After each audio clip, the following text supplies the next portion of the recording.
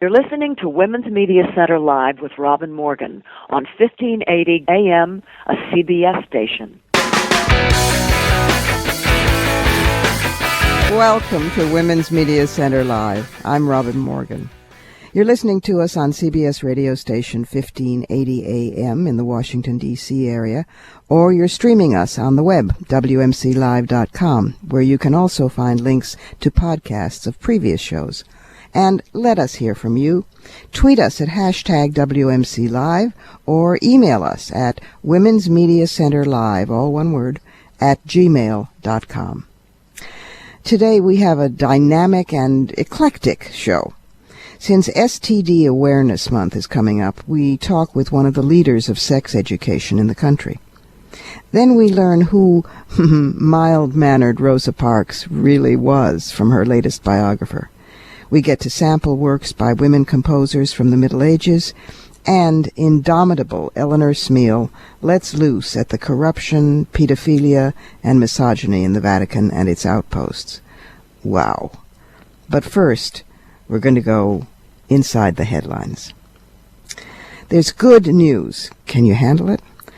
The gun ownership rate has fallen across a broad cross-section of households since the early 1970s. That's according to data from the General Social Survey, which is a public opinion survey conducted every 2 years. The household gun ownership rate has fallen from an average of 50% in the 1970s to 49% in the 80s, 43% in the 90s, and 35% in the 2000s. That's according to the survey data as analyzed by the New York Times. But what I find especially interesting inside the headlines is the demographic and geographic patterns as to why. One, which is not surprising and lifts one's spirits, is age groups. While household ownership of guns among elderly Americans remained virtually unchanged from the 1970s to this decade, about 43%, ownership among young Americans plummeted. They get it. Household gun ownership among Americans under age 30 fell to 23% this decade from 47% in the 1970s, and the survey showed a similar decline for Americans aged 30 to 44.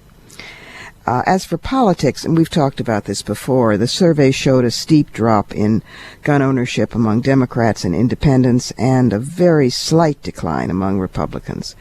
But the new data suggests a reversal among Republicans, with 51% since 2008 saying they have a gun in their home, up from 47% in the early 2000s. Researchers themselves offer different theories for these trends, which are interesting.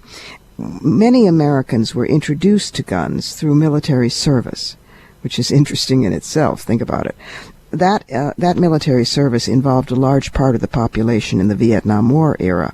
Now that the Army is volunteer and a much smaller fraction of the population, it has become less of a gateway for gun ownership.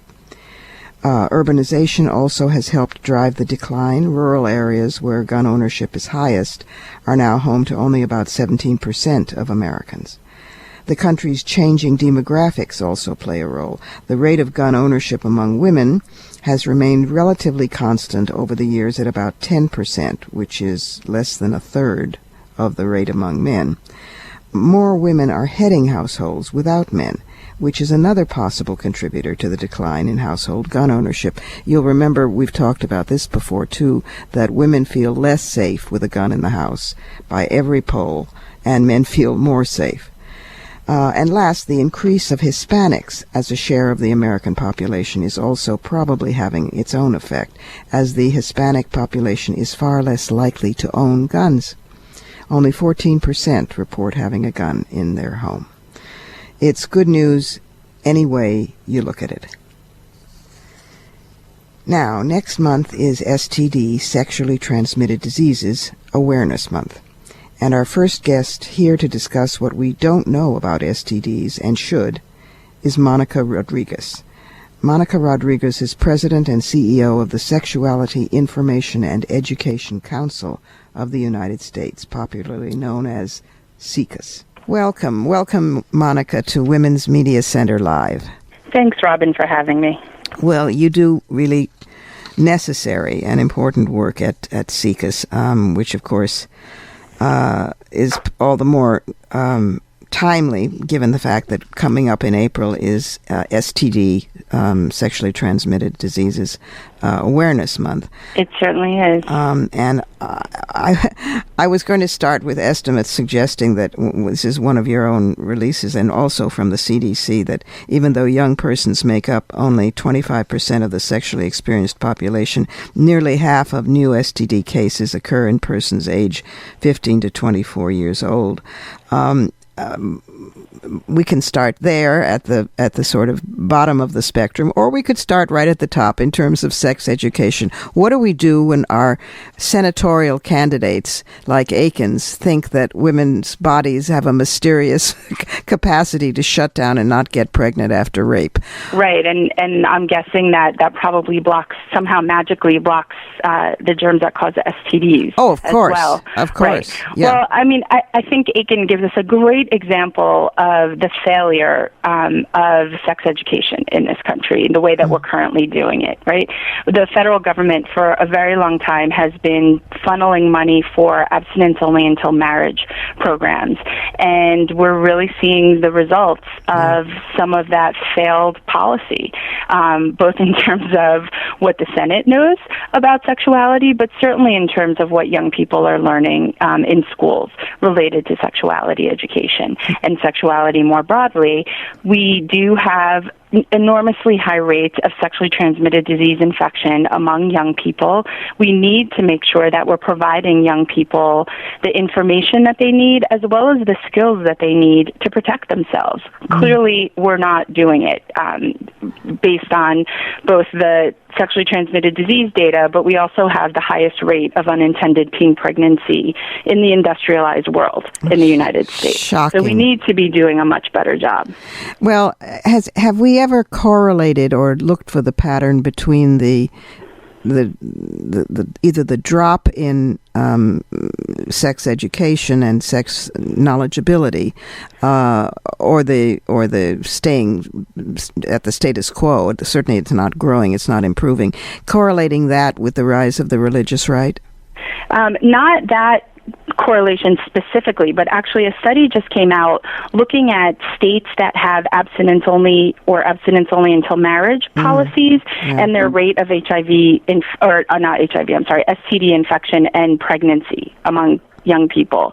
And what we find is that in the states, and particularly in the South, that have policies, educational policies that are abstinence only or abstinence only until marriage more narrowly, we see the highest rates of STD infection and teen pregnancy. So there's definitely a correlation there. You recently came out with a study on HIV. SIECUS did, right? And that's a very actually, CDC just released some new data, some new HIV data, looking at specifically HIV infections that are attributed to heterosexual contact. That's gives us some really interesting data that I think has some really important implications for those of us who are on the front lines or trying to make policy change when it comes to saving people's lives, frankly.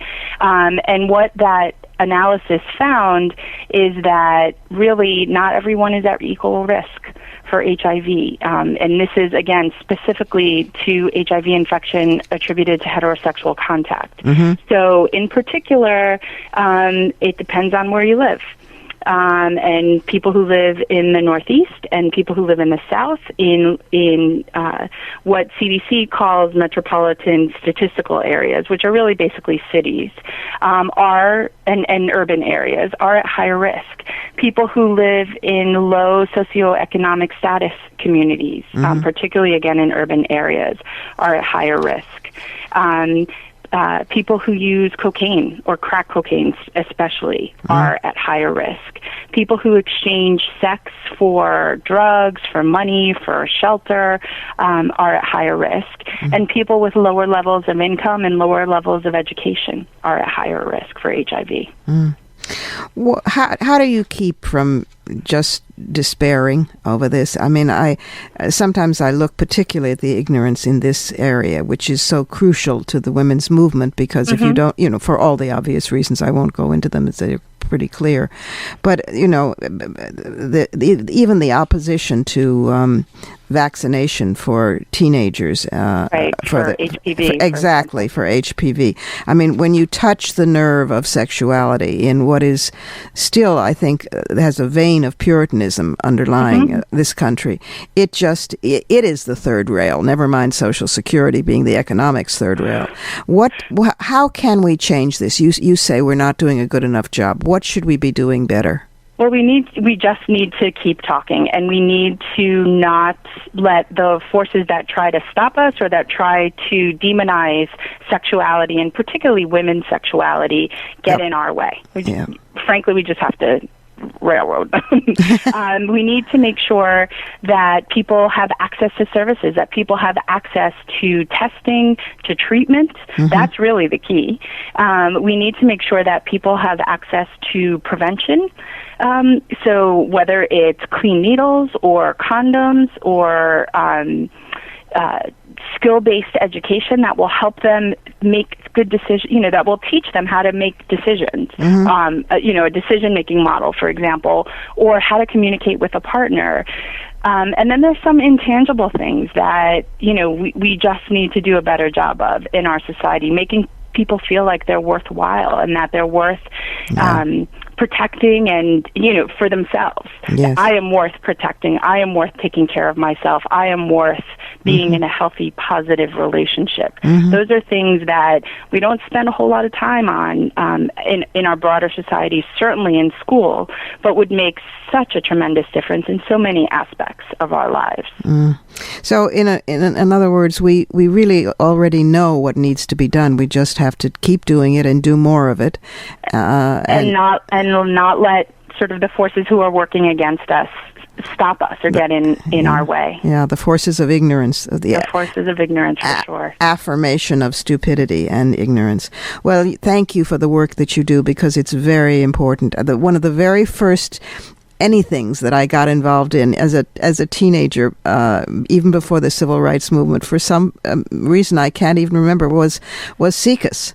That's great. We were founded in 1964. We're about to celebrate our 50th anniversary, so we've been around for a while. I remember sending $25 a month, which was a lot for me, but I thought, this is so important. Probably just learning about sexuality myself, I thought, everybody should know these things. So I have a long history of admiration for SIECUS, and now for you. Well, thank you so much, Robin. Thank you for being with us on Women's Media Center Live. We have to pause here for a minute. You're listening to Women's Media Center Live, and I'm Robin Morgan. Now, when you think about the great Rosa Parks refusing to go to the back of the bus, do you think of her as a previously quiet, apolitical woman? Think again when we come back. After Hurricane Sandy, parts of the East Coast have returned to normal, but others won't see normal again for quite some time. One group getting volunteers and aid supplies to those who need it is called Occupy Sandy. Made up of a coalition of Occupy Wall Street activists, community organizers, and technologists, Occupy Sandy is using social media and other software tools to identify and quickly respond to urgent needs among the hardest-hit communities. You can help. To donate or to volunteer, visit occupysandy.org.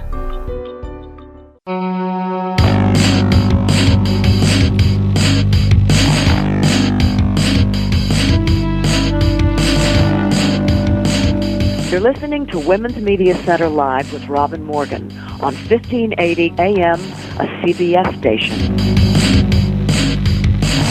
And we're back with Jeanne Theoharis, the Brooklyn College professor who has written a biography of Rosa Parks, which liberates this civil rights giant from the sanitized, sugar-coated image that we've been fed. Welcome, Jeanne, to Women's Media Center Live. Oh, thank you so much for having me. Well, thank you so much for writing this book. The rebellious life of Mrs. Rosa Parks is what some of us have been waiting for quite some time. I was in, excuse me, I've got a cold, so I sound like a dying frog. I was in the civil rights movement as a young woman, and there were these rumors going around, in fact, that Rosa Parks was not necessarily the docile, accidental activist that she was regarded as, but nobody thought to pursue it until you, because I guess she was just a woman and more useful as a docile figure. Give our listeners who haven't yet heard about the book just a taste of what's in it. Well, I mean, the title, The Rebellious Life of Mrs. Rosa Parks, is about really saying she has decades of political experience before her bus stand and many decades after. So it's a life of being rebellious, and that's her quote, a life history of being rebellious that begins with her family. Her grandfather was a supporter of Marcus Garvey, Pan-Africanist black nationalist Marcus Garvey, so it sort of begins in her family. She marries Raymond Parks. She describes him as the first real activist I ever met. Certainly part of why she falls in love with him is this kind of bold political spirit. Raymond Parks is working on to free the 9 Scottsboro boys when she meets him in 1931. This is extremely dangerous political work. When she joins him, she talks about these late-night clandestine meetings, guns on the table. He describes having all these signals, to tell people when they would meet. Right, so this is her. This is the 1930s. And when you tell the story that it's possibly controversial because it's her version of it, but I'm always up for trusting the woman's version. When she was a young woman working as a domestic and a white man tries to sexually assault her, and she fights back, right. And she says in the book, you quote her as saying, if he wanted to kill me and rape a dead body, he was welcome, but he would have to kill me first. Now that, in my world, is a feminist. Why do you think I have an idea, but I want to hear your version because you're the expert. Why do you think the image was tamed to be so acceptable? I think there's a couple of reasons. I think the first reason actually stems from the context of the boycott itself, right? So she makes her bus stand in 1955. We're in the midst of the Cold War. We are in the midst of basically the NAACP getting red-baited out of existence in some places. By June of 1956, the NAACP will be sort of put out of existence in Alabama. So when she makes her bus stand, this is December 1st, 1955, I argue in the book that part of why the community galvanizes behind her is she's the right kind of symbol. She's 42, she's Christian, she's active in her church, she's active in the community. But part of why they galvanize behind her is they trust her. Many people know of her political work. They know she's not going to flinch. But that very same political work, right, gets backgrounded by King, by the black press, even by Parks herself, to keep the movement safe, right? That political history.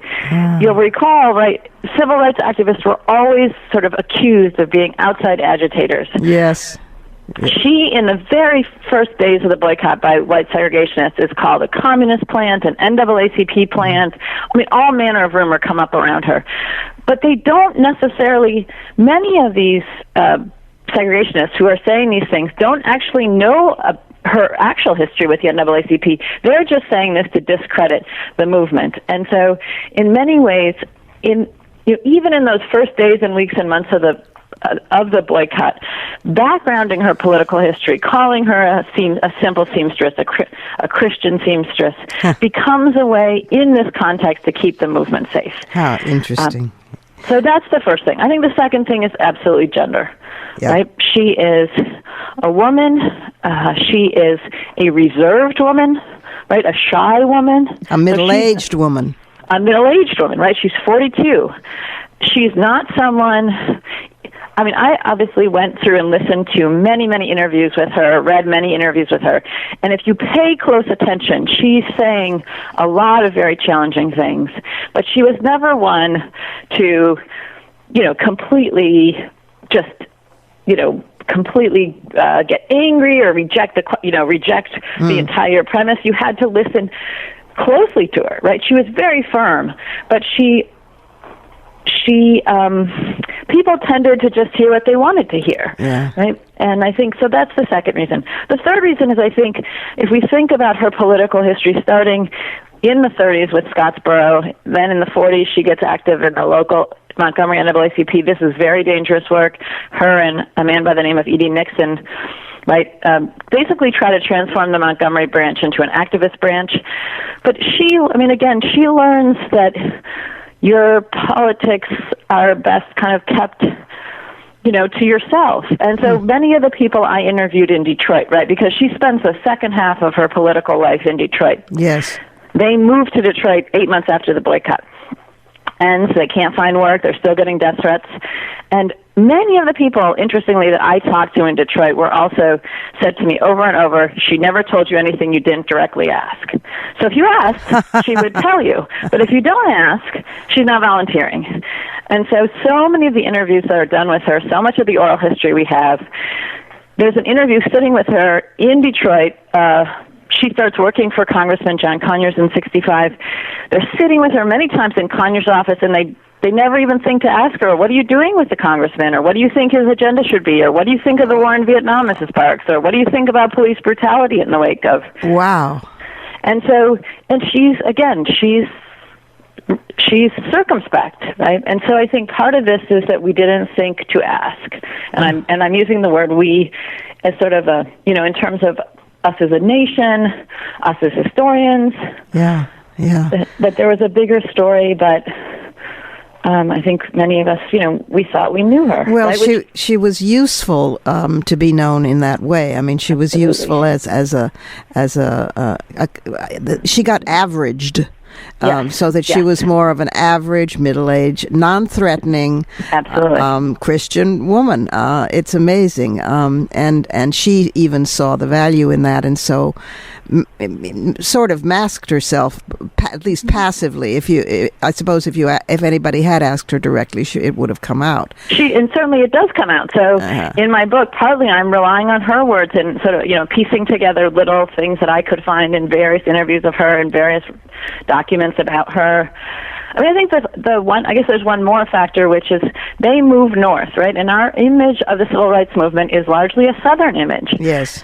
And, more recently, we're beginning to see much richer histories of the movement outside of the South, right? In the North, in the Midwest, in the West. But I think part of it is Mrs. Parks leaves the South at the moment when kind of this, what we associate with the modern civil rights movement is sort of taking off. Mm-hmm. And so also to see her political work means changing where we're looking, right? We have to look in Detroit. We have to look, she takes part in and alongside the Black Power movement. Again, we're not used to seeing that, right? Well, you were the first person to listen to her, really, and I am so grateful that you did. I just recently when the statue was unveiled in Washington, and President Obama, made remarks about her. It still was a continuation of the old image, somewhat, a little bit ameliorated, but not much. And this book is fantastic and basic for any American, and certainly any principled one who wants to understand women, civil rights, and who people really are when you think otherwise. It's called The Rebellious Life of Mrs. Rosa Parks. Its author is Jeanne Theoharis, and it's published by Beacon, and it's both in hardcover and in an ebook, and soon will be out in paperback. Thank you so much, Jeanne, for being with us on Women's Media Center Live. Thank you so much for having me. And now it's time for the Surrealism Corner. Now, there's two items today, one of which I'm ambivalent about, to say the least. It apparently is now possible to tell who a person is thinking about by analyzing images of her or his brain. This is a Cornell University study by neuroscientists. And the researchers asked 19 young adults to learn about the personalities of 4 people who differed on key personality traits. And then the participants were given different scenarios, like, for example, an older person comes onto a subway and there aren't any seats, and asked to imagine how a specified person, one of the 4 personalities, would respond. And then during the task, their brains were scanned with functional MRIs to measure brain activity by detecting detecting changes in blood flow. And the researchers found that different patterns of brain activity in the medial prefrontal cortex were associated with each of the 4 different personalities. In other words, which person was being imagined could be accurately identified based solely on brain activation patterns. And this is good news, I understand, for identifying people with disorders, specific brain activation biomarkers for autism, for monitoring the effects of brain interventions and so forth. I just get a little nervous about peering inside people's brains to find out images of what they're thinking. It has such a potential for abuse. The other item I see, at least, as unequivocally great, amazing, awesome news.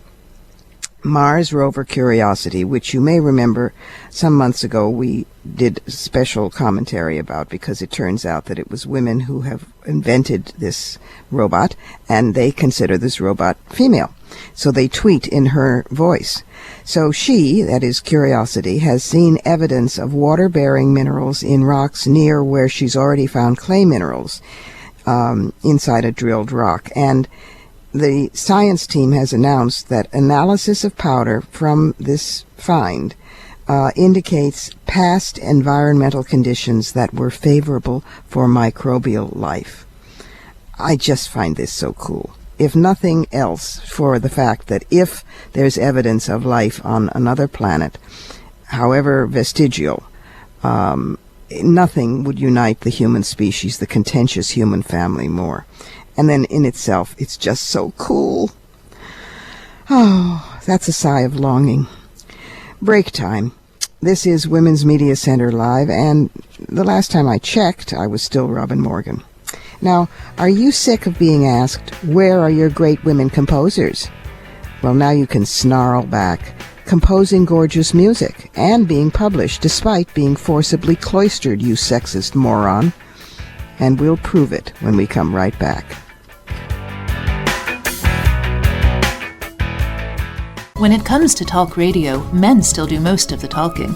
It doesn't get too much better if you look at television, newspapers, film, video games, social media, literature, sports, and corporate or technology leadership. The Women's Media Center's Status of Women in the U.S. Media 2013 report details the persistent gender disparity in a range of media institutions that rank among the greatest influencers in American society. To read the full report, go to womensmediacenter.com.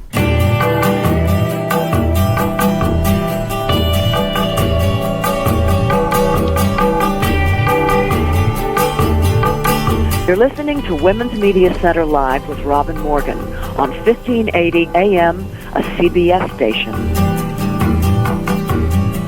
Welcome back. Cappella Clausura, Boston's brilliant ensemble of voices and period instruments, rescues and revives works written by women from the 9th century up to today. Next, we get to hear some of that, and to talk with the group's founder and director, herself a composer, Amelia LeClair. Welcome to Women's Media Center Live, Amelia. Very glad to have you here. Thank you. I'm delighted to be here. Well, for those of us who were clinging to Hildegard von Bingen and her music for years, and to the Fanny Mendelssohn and to the one or two, that were available, while we were having to fend off questions of why are there no great women composers, and we were snarling, because they've been erased, that's why. Right. You are an answer to our prayers. Tell us a little bit about how Cappella Clausura came to be. Well, it came to be primarily because I was a composition student with no role models, and much disheartened by that, quit for a while, and then later in life found out that there were indeed, beyond Hildegard von Bingen, who is our standard bearer, many women composers, particularly in the Italian Baroque, who not only were renowned in their day, but were published and competed for, in a sense, despite the fact that they couldn't leave their convent. The city-states in Italy, in their wisdom, would basically claimed that they had the best convent and the best singers and the best musicians. And then the church would come along and take away instruments and say, no, women mustn't play those. And the wonderful thing is that there are records of these instruments being in the convents all the time. And so the good news is that despite what the church would periodically do to these women, they managed to compose anyway, and they managed to play even wind instruments, which were a big no-no. Why in particular wind instruments? Well, I suppose because they had to use their mouths to play them. Oh, of course. Oh, my God. Oh, my God. It's so sick. Really sick. So you decided to get together a group of musicians and singers, but the quality is so professional. The choices that you've made in the music and the performances are just blew me away. Thank you. I'm delighted to hear that. I know that most of our audiences say this about the music, that once they get in there and they hear it, they find it just absolutely ravishing. And I like to say, well, it's not just politically correct to perform these people. It's way beyond that. This is incredibly beautiful, beautiful music, and it really needs to be heard and known about. It needs to be in the standard canon. Yes, the point is that when women are erased from an art, it not only does a disservice to women, it does a disservice to the art. Absolutely. So you've made a huge contribution there. Let's pause for just a minute and give a sampling of the work of Cappella Clausura. What are we going to hear? We're going to hear a snippet from a work called Magnificat by a woman named Isabella Leonarda, who managed to produce 200 works of music. She was largely untrained, and I don't know if you'll be able to hear it, but something about her music is rather raw, and it's actually quite beautiful because of that. It's very distinctive. No one else is like her, and this Magnificat is a wonderful piece for chorus, 2 violins, and basso continuo.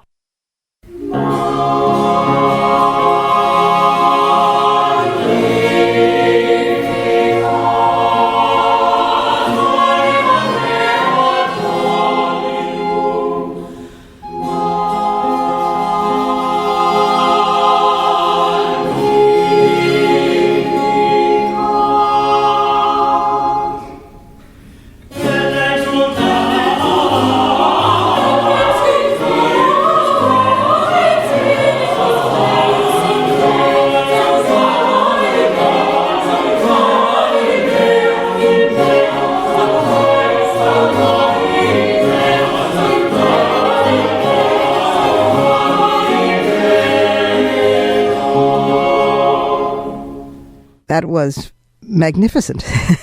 Aptly named. Thank you. Yes. What about Nannerl Mozart? There were other sisters and relatives of famous composers who managed to get their music out there and compose. Not sure why it was that Leopold Mozart decided his daughter shouldn't be published if indeed she wrote any music. Probably it would have been the same reasoning behind Fanny Mendelssohn's not being allowed to publish, which was beyond her femininity. It was about her class. But she managed to have home concerts in which a lot of her music was performed. So Cappella Clausura gives concerts and does it tour? Well, we have toured a bit. We've gone a little bit in the Northeast, New York, and Vermont. We'd like to do a little bit more of it. There seems to be a lot of places where this music is truly lacking. I'll tell you one thing that I have found is that some of this music is performed on college campuses by college collegiums and that sort of thing. But that's not been done on a professional level, as far as I know, ever by anybody. So in this country, so we would like to bring it to every place we possibly can. Girls' schools, girls' colleges. Even more importantly, getting it beyond our sort of ghettoizing of women's music and playing it only for women. Exactly. And playing it for the public at large. Absolutely. Because men and women both need to know that women have this long history of being artistically engaged, driven by creative energy, hugely talented. And that it's so good. The music is so good, and the performances of the music are so good. Is there a website? Is there any place in particular that people who want to contact or even book the group can write or contact you? Absolutely. Yes, absolutely. The website is very simply www.clausura, CLAUSURA.org. And on that website, you can also find the reasoning behind our mission and recordings of past performances, as well as the full programs of all the works that we've performed. We've done something like 26 performances of all different works by all different women, and the joy is that there's still more to come. Wow. And Cappella Clausura, my Latin is a little rusty, but is it voices from the convent? Or voices from the cloister? Voices from the cloister, exactly. Clausura comes from a little bit of history. It comes from the Council of Trent, finished in 1563, when the church decided to enforce clausura, or total enclosure of all its female monasteries. Not male, just female. What do you know? Of course, because of perceived lascivious behavior. And so women who had entered the convent, either willingly or not, most of them unwillingly, were suddenly imprisoned for life, basically. And that remained in force until Napoleon, I believe. But the good news is that out of that, I call it genius will out. Out of that came such incredibly beautiful music and their own style, their very own style of composition, which is different from what we hear from their male counterparts who had traffic with the world. And they, not only that, but they had to compose music for only women and publish it for both men and women. So in the convent itself, it was performed quite differently, and things were constantly changing because of the church coming in and taking away instruments. So they had to be much more flexible and much more inventive with very small resources. Well, I remember that in one of the great von Bingen pieces, the entire cast is all women, of course, and they're angels and graces and so. And there's only one male voice, which was of course played by the priest who came to give mass, and that male voice is the voice of Satan.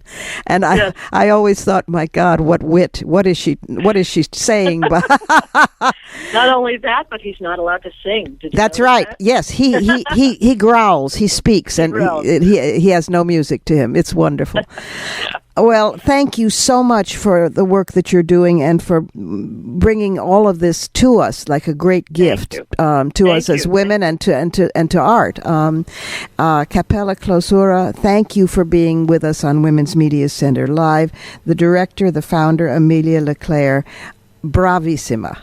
Thank you very much. Thank you. Grazie. Cappella Clausura will be playing in concert on April 27th at University Lutheran Church, Harvard Square in Boston, and on April 28th at Parish of the Messiah in Newton, Massachusetts. For information and tickets and to order those recordings, go to www.clausura.org.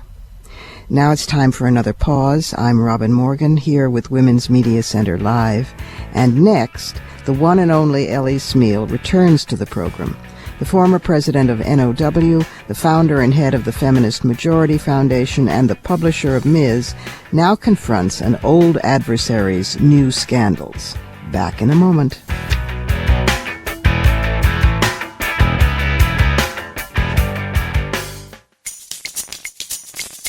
Women in Film International Committee, the Cuban Women Filmmakers Mediathek, and the Cuban Film Institute launched their Tri-City Showcase in March. It's the first time a group of Cuban women filmmakers will travel to the U.S. to screen their work. They include award-winning Cuban filmmakers Marina Ochoa, Gloria Rolando, Milena Almira, and one of Cuba's most internationally acclaimed actresses, Claudia Rojas. More information is available at www.wif.org/Cuba.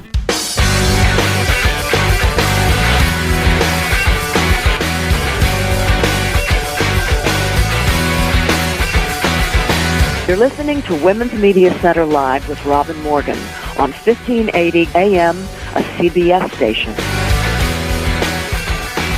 And here we are again with Ellie Smeal, old friend and major feminist leader, this time taking on the empire of the Vatican. Welcome back, Ellie, to Women's Media Center Live. Hi, it's so good talking to you, Robin. Well, this time I want to let your first-rate mind and passion loose on what we've been talking about off-air, which is the Vatican and the hierarchy and the empire, the Vatican Empire, as I tend to call the church now, because you had such interesting insights, and I hadn't realized you'd studied the church as much as you had, so go for it. Let loose. Well, I was born and raised a Roman Catholic, so I've always been very, very interested and very appalled at the attacks of the Vatican on feminism, radical feminism, or just taking on the whole concept of women's equality. But what's happened recently, and not recently, the exposure, and I've been following it really since the 80s, of the constant revelations on pedophilia throughout the priesthood, not only in the United States. They tried to pass it off as it was an American phenomenon because of our culture, but really it's now been revealed it's worldwide. All over Europe, Africa, South America, yeah. It's huge. Australia, there just it doesn't seem to be a place that it hasn't hit, and the constant trying to cover it up, moving priests, was simply no regard, frequently from the hierarchy for the children themselves, and anything to save face. But the reality was, it's the biggest disgrace and the biggest crisis really in the church since the Reformation. Yeah. It seems that the church is imploding sometimes, I think, before our eyes. There's those scandals which are hair-raising. There's the wonderful talk-back nuns, the nuns on the bus, who have been the only principled voices heard in the church in a couple of centuries. There's the financial scandals, which the entire thing... and this financial scandal right now is not new.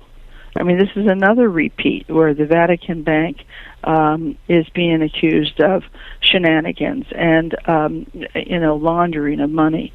It's not a new charge. They paid huge fines in the past to the Italian government, and now they're into it again. Didn't somebody hang himself under a bridge yes. At some point? Yes, one of the last scandal was just amazing. They kept the bishop or cardinal Marcinkus, who actually was an American from Cicero, where Al Capone was born too. That's a nice connection. Yeah, but actually he was also a bishop in Pittsburgh, and that's incidental to the fact he was in charge of the Vatican Bank when a huge scandal erupted again on money laundering and really illegal activity.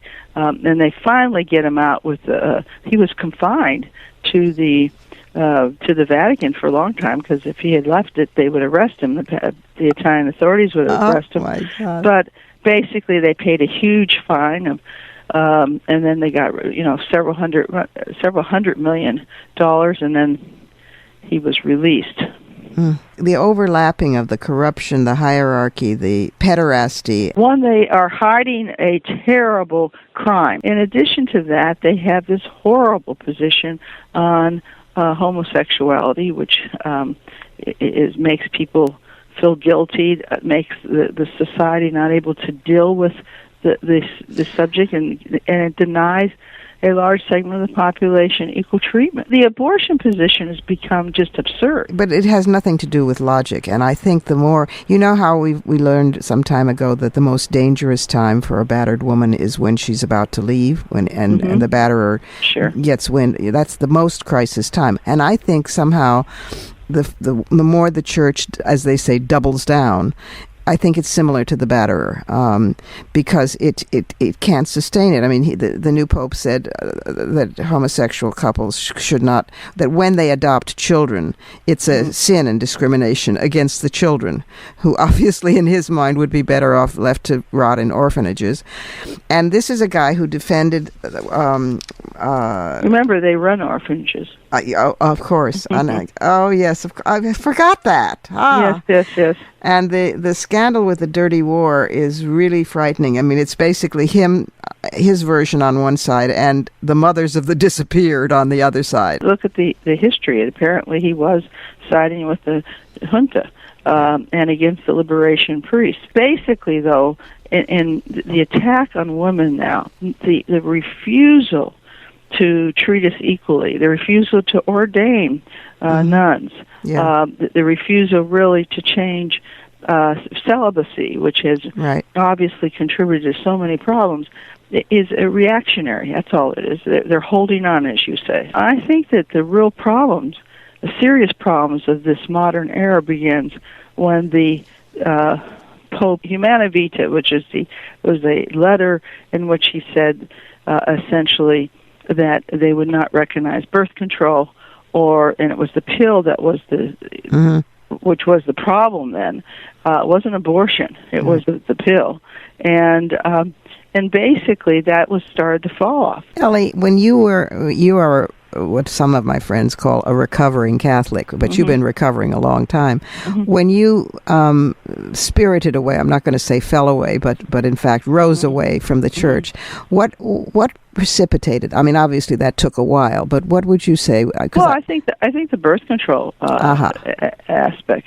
I have a disorder called a blood disorder called Mediterranean anemia, which a lot of people of Italian extraction have. I mean, it's something like a quarter of the people living who came from around the Mediterranean. And repeated pregnancies are extremely dangerous and extremely difficult. So we were very lucky. We had 2 children, and I wasn't going to risk it again. But for that kind of decision to be, so we are to pretend that you have no ability to make decisions. That biology is destiny. That you. It's just ridiculous. I mean, why would you? Suicide also is a mortal sin. So in some ways, you're committing. You're risking suicide in essence. That's right. So it's a contradiction. And I don't know if you realize, before that encyclical from the Pope, and it was 1968, by the way, there was widely thought that the church was going to change its positions. And in fact, they had a group of priests and nuns and laity review their position on birth control. And they voted overwhelmingly to change the position. And all but 4 people. And one of the people was John Paul II, by the way. And so the folks that doubled down and said they weren't going to recognize modern life, they weren't going to recognize, really, frankly, a miracle that women could control their fertility and live a longer life and have a better quality of life for their children, too. They weren't going to recognize any of that. Even though you say about poverty, one of the things that to get out of poverty, if you can control your fertility, you have a greater chance. Absolutely. The thing I still worry about, Rob, and that's why I think it's good that you're covering this, is too many of feminists want to avoid the discussion of religion's oppression of women. I can't help it. And I think you have to deal with it. You have to, and it's not just people, the Roman Catholic Church. It's so much abuse. It's a new form of cultural relativism. And as if we didn't know, back to the suffrage era, that was Elizabeth Cady Stanton with the Woman's Bible. I mean, as if we didn't know that the major, certainly one of and I would even argue the major expression of patriarchy, of first and last resort against women coming into their own power and equality, is religion. Women shouldn't accept second-class status by their state, by their nation, that's right, or by their church, or their religion, or their synagogue, or their mosque, and it should be taken on. By the way, a large portion of the current feminist leaders come from the Catholic faith. So it isn't, they had faced it, the whole problem of the non-recognition of women. We have to change this because if you can use religion to stop social movements it's really a powerful tool. It's a very powerful tool, and it's always been used that way. I mean, religion has always been political. Abortion was not a sin until Napoleon needed more cannon fodder for his armies. So I think the more educating we can do as well about how recent some of these things are, and how we can undo them, and just basic education, the better it is. Oh, absolutely, and the better that we don't shy away from any kind of oppression. We take it on. We take it on. I can count on you to always take it on. I really think that we're not doing enough, because this fight shouldn't be taking this long. Well, we're doing our best here at Women's Media Center Live. Thank you for being with us today. Thank you so much. And now it's time for more Fighting Words. Well, I hadn't intended this to be Bash the Church Day, but, we seem to have started in that direction, so I like being consistent once in a while. There is a new study by Canadian academics, reported by the Times of India. The academics are out of the University of Montreal, which says that Mother Theresa was a product of hype, who housed the poor and the sick in shoddy conditions despite her access to a fortune. Apparently, the Mother Teresa had missions, 517 missions in 100 countries by the time she died.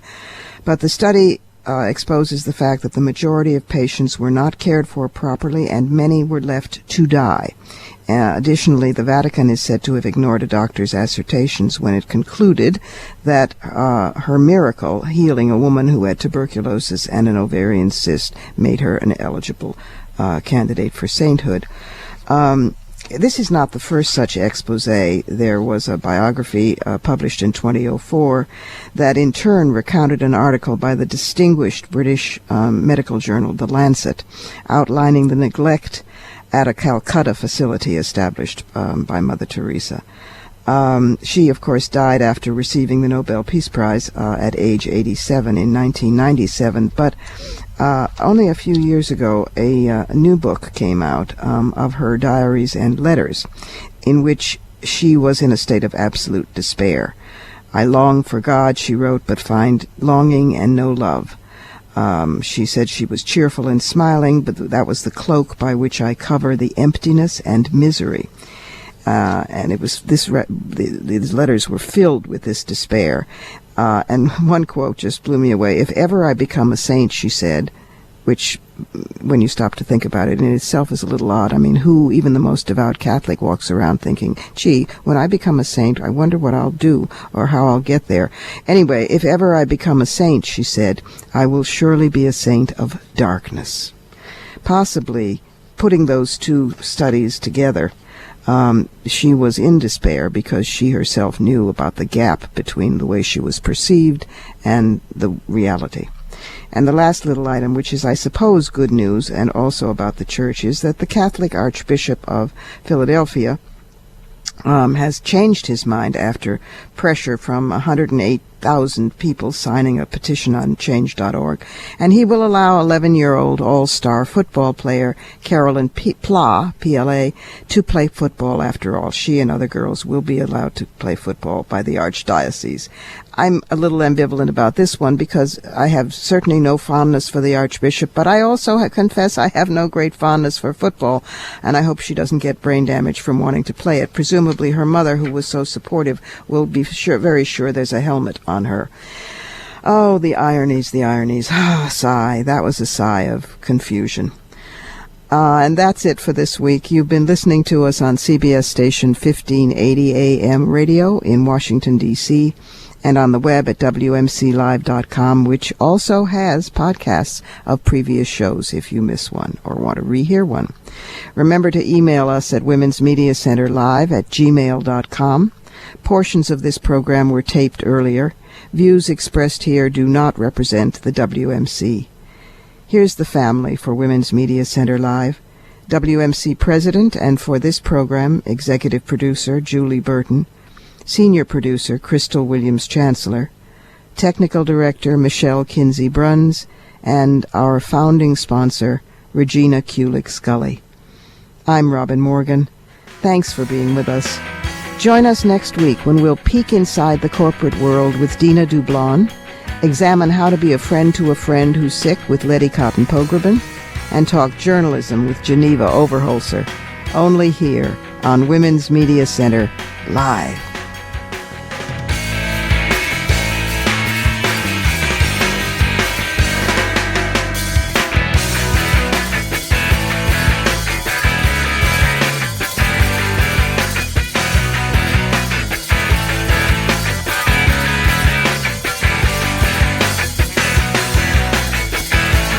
You're listening to Women's Media Center Live with Robin Morgan on 1580 AM, a CBS station.